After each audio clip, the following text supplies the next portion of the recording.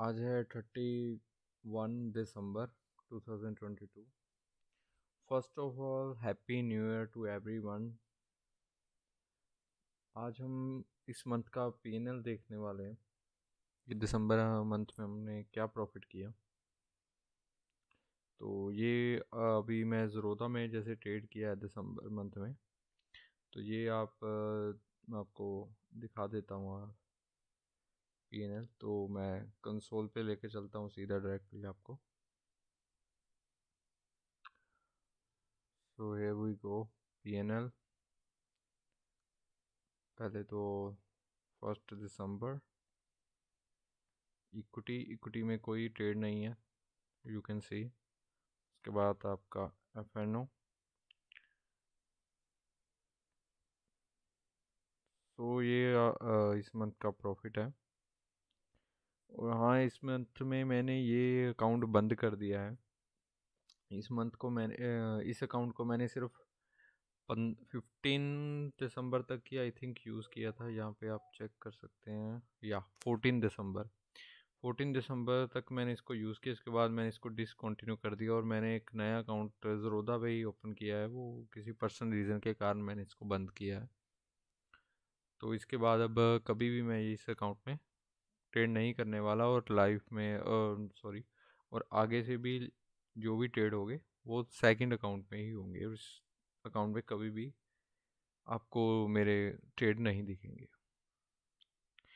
So you can see ये सिर्फ 1 तारीख से 15 तारीख तक का ही प्रॉफिट है। इस पे 10,000 के करीब ब्रोकरेज लगा है और 1,04,712 रुपये के आसपास का प्रॉफिट है। सो आप देख सकते हो कम क्वांटिटी में भी इतना अच्छा पैसा बन सकता है। ठीक है।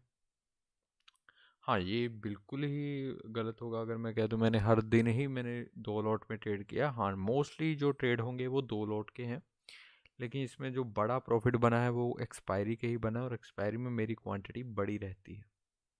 कभी 100 क्वांटिटी होती है, कभी 200, depending upon the my stop loss and strike price की वो कितना ज़्यादा उसमें ऑप्शन बाइंग जो होती है सेकंड सेशन में, यानी कि 12:30 के बाद। उसमें डिपेंड करता है मैं कौन सा स्ट्राइक प्राइस ले रहा हूँ, उसमें कितना प्रीमियम है, और उसमें अकॉर्डिंग कितना मेरा स्टॉप लॉस बनता है, उसके अकॉर्डिंग उस रिस्क के अकॉर्डिंग मेरी क्वांटिटी होती है। कभी 100 होती है, कभी 200, तो कभी 3 से 500 भी होती है, लेकिन उसमें रिस्क नियरली 1,000, 2,000 या 3,000 ही रहता है, जो कि मैं प्रॉफिट का ही रिस्क लेता हूँ।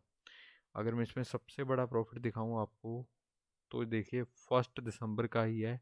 81,000 रुपीज़ प्लस का प्रॉफिट सिर्फ एक्सपायरी का, वो भी सिर्फ एक ट्रेड में है। ये देखिए, ये आप देख रहे हो, ये 1 दिसंबर का ही है। 400 क्वांटिटी ली गई है, और पॉइंट देखिए आप, बाइंग प्राइस देखिए, 56 रुपीज़ में बाई किया गया है। 400 क्वांटिटी बाई की गई है और उसको 260 पे बेचा गया है। 204 पॉइंट का ये प्रॉफिट है, और ये 400 क्वांटिटी एक बार में नहीं बाई हुई है। इसको जैसे मैंने 100 क्वांटिटी, आप कह सकते हो कि मैंने जैसे 60 पे बाई की। सबसे मुझे याद है आज भी, सबसे हाईएस्ट बाइंग जो थी 60 पे थी, फिर 56 पे हुई। उसके बाद अच्छा, आप सोच रहे होगे मैं एवरेज डाउन कर रहा हूँ, नहीं। एक्चुअली में क्या था, ये एट द मनी था और 12:30 हो चुके थे।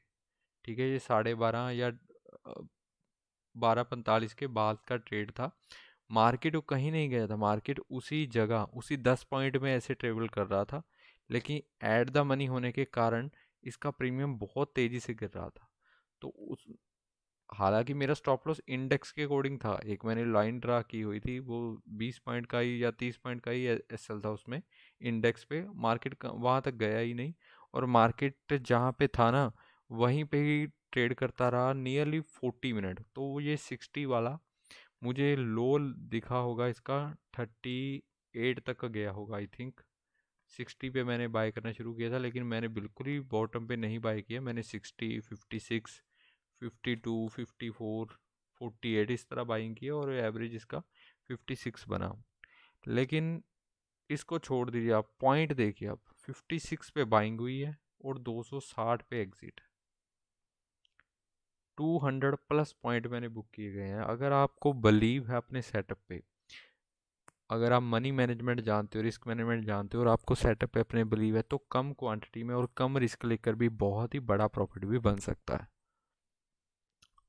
तो इसके बाद तो आप देख ही सकते हो कोई ज़्यादा खास प्रॉफिट इसके बाद तो नहीं हुआ, लेकिन इसमें कुछ अभी भी इम्प्रूवमेंट की ज़रूरत है। जैसे आपने देखा ही होगा मेरी ट्रेडिंग जर्नी, कि अभी तक कोई भी मंथ मेरा प्रॉफिट पे नहीं गया है। एक मंथ गया था, उसमें तकरीबन 8-9 हज़ार का ही प्रॉफिट हुआ था आफ्टर ब्रोकरेज, लेकिन उसको भी मैं ब्रेक इवन ही मानता हूँ। लेकिन दिसंबर मंथ हमारा 1.5 साल हो चुके हैं मेरी जर्नी को स्टार्ट हुए, तो 1.5 साल की लर्निंग के बाद दिसंबर मंथ वो फर्स्ट मंथ है जहाँ पर मैंने प्रॉफिट पे क्लोज किया, और बहुत ही बड़ा प्रॉफिट किया है। ये कितने महीनों का मेरा लॉस होगा जो एक ही बार में मेरा प्रॉफिट आ गया है।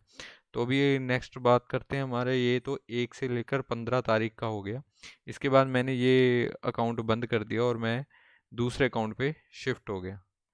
सो मैं अभी दूसरे अकाउंट पे आपको लेके चलता हूँ, उसका लॉगिन करके आपको बताता हूँ। तो आप देख सकते हैं इसमें मेरा भी कोई भी अ, इसमें अमाउंट नहीं है।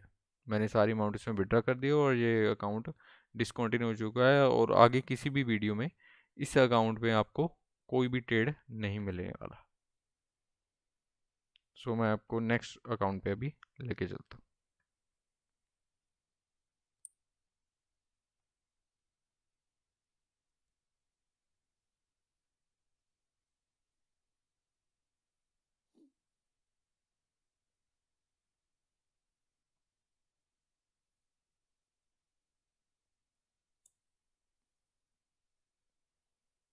सो this is our new account. आप इसमें देख सकते हैं डिपॉजिटेड अमाउंट इस वक्त इसका बैलेंस इतना ही है। आपको बिलीव नहीं होगा, इस अकाउंट में मैंने हार्डली अपनी जो अमाउंट डाली हुई है वो 40 to 50 थाउजेंड ही होगी। बाकी का सारा ये प्रॉफिट का ही पार्ट है। कुछ इस मंथ का हो गया, कुछ प्रीवियस मंथ का हो गया, समथिंग लाइक दैट। तो अभी मैं आपको इसके कंसोल पे लेके चलता हूँ डायरेक्टली। सो इस पे मैं ट्रेड सेलेक्ट कर लेता हूँ। कहीं आपको ये लगे कि मैं दोनों अकाउंट से मैंने ट्रेड लिए हैं, कहीं आपको ऐसा ना लगे, तो मैं यहाँ पे 1 दिसंबर से 31 दिसंबर का P&L आपको दिखाता हूँ। ये देख सकते हैं इक्विटी में कोई ट्रेडिंग नहीं की गई है। उसके बाद F&O है, और ये यहाँ पर आप देख लीजिए आईडी, पहले वाली आईडी अलग थी, ये अलग है। उस अकाउंट को मैंने अभी डिसकंटिन्यू कर दिया है, बंद कर दिया है, और 14 दिसंबर तक ही मैंने उस अकाउंट में ट्रेड किया गया था। और इस अकाउंट में आप देख सकते हैं सबसे पहला जो ट्रेड आपको दिख रहा होगा या 15 दिसंबर को है। तो इस अकाउंट में जैसे उस अकाउंट में हमारे थे प्रॉफिट 1,05,000 के करीब, तो इसमें भी तकरीबन 15,000 के करीब है। तो अगर हम प्रॉफिट की बात करें तो 1,05,000 प्लस 14,560, ये आपका ये हमारा P&L बना 1,20,000 के करीब, वो भी इतनी कम क्वांटिटी में और इतनी सारी गलतियां करने के बावजूद भी। मैं गलतियां क्या क्यों कह रहा हूँ, अगर आप इसको देखेंगे कि अभी भी मैंने बहुत गलतियां की हैं, ओवर ट्रेडिंग अभी भी हो रही है। हालांकि उसको मैं इम्प्रूव कर रहा हूँ, काफ़ी ज़्यादा इम्प्रूव हो चुकी है, लेकिन फिर भी अभी भी जब क्या होता है ना, जब सुबह में लॉस हो जाता है, तो अभी भी वही जो रिटेलर वाली, जो नए ट्रेडर वाली जो आदत है, उस सेम डे ही लॉस को कवर करने की, तो उसके कारण कभी कभी वो चल भी जाता है, लेकिन ओवरऑल वो ब्रोकरेज में चला जाता है, या फिर कभी बड़ा लॉस ले लेते हैं। जैसे अगर इसमें सबसे पहले दिन ही देखोगे आप, ये 21,000 का, यानी 21,000 का जो है, इसमें इस दिन शायद मुझे याद है मेरा 2,000 भी नहीं लॉस होगा। बाकी का सारा मेरी ओवर ट्रेडिंग के कारण ही हुआ है। उसके बाद तो चलो देखिए मेरी, ये देखिए इसमें परफेक्ट एग्जांपल है 1,600 के लॉस की। ये जो है 16 दिसंबर, तो मेरी लॉस की लिमिट इतनी होती है 1,600 से लेकर 2,000 के बीच बीच में। इससे ऊपर अगर लॉस होता है तो मेरे लिए वो बड़ा लॉस है। ऐसे ही होना चाहिए आपकी लॉस की लिमिट। अगर 1,600 है, 2,000 है, तो प्रॉफिट आपका मिनिमम 4,000, मैक्सिमम की कोई लिमिट नहीं है। जैसे आपने देखा होगा मेरे एक दिन का P&L 80,000 भी निकल आया। तो कभी कभी क्या होता है, जैसे मैंने सुबह में प्रॉफिट कर लिया, ठीक है, 3,000 4,000 का प्रॉफिट हो गया, तो हाई चांस होते हैं कि इवनिंग वाले सेशन में भी मैं प्रॉफिट बना लेता हूँ। लेकिन अगर सुबह ही लॉस हो गया है और उस लॉस की लिमिट भी क्रॉस हो गई है, तो बेटर है आप प्रेफर करो उसको बंद कर दो, सेम डे बंद कर दो उसको।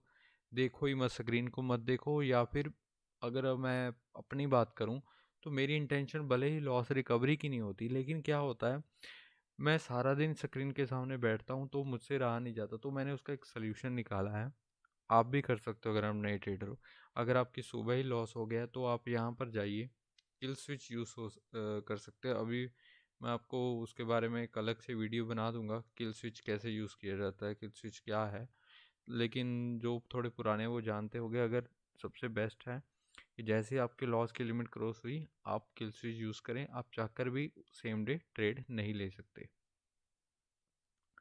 सो देख सकते हैं आप, इसमें काफ़ी गलतियाँ की गई हैं। जैसे 21,000 का यहाँ पे लॉस लिया गया है, ठीक है। उसके बाद तो ये चलिए छोटा ही लॉस है।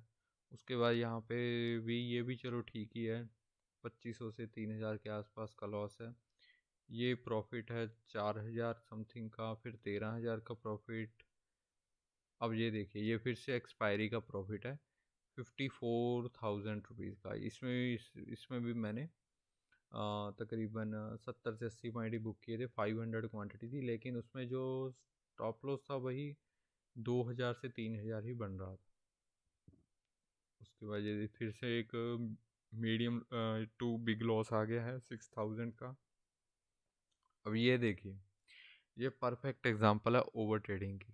ये 26 दिसंबर, इस दिन मेरा लॉस था सिर्फ 3,000। अब बिलीव नहीं करोगे, उस 3,000 को रिकवर करने के लिए मैं 20,000 का लॉस लिया। फिर उस 20,000 को कवर करके मैं दोबारा 3,000 पे भी आ गया। फिर वो 3,000 को कवर करने के चक्कर में क्वांटिटी इतनी उठा ली कि एक या दो स्टॉप लॉस में ही मेरा 32,000 का लॉस हो गया।